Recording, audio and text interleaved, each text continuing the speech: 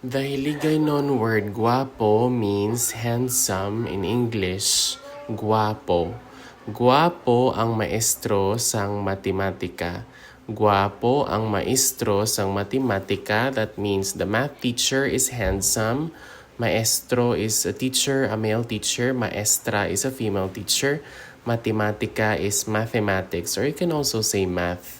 So, guwapo ang maestro sang math or guwapo ang maestro sang matematika.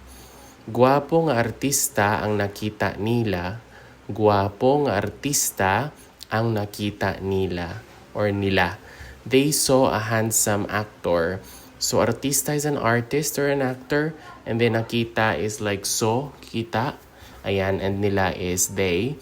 So, guwapong artista ang nakita nila. Guwapo nga artista ang nakita nila. Ang akon utod, guwapo nga lalaki. Ang akon utod, guwapo nga lalaki. So my brother is a handsome man.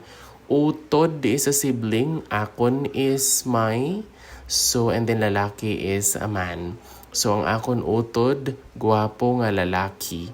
Ang akon utod, guwapo nga lalaki. Guwapo siya bisan hindi masaligan. Guwapo siya bisan hindi masaligan. So, bisan is like even if, and hindi is not, and then masaligan is trustworthy masaligan.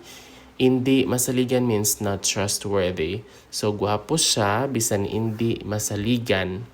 Guwapo siya bisan hindi masaligan. Guwapo ang maestro sang matematika.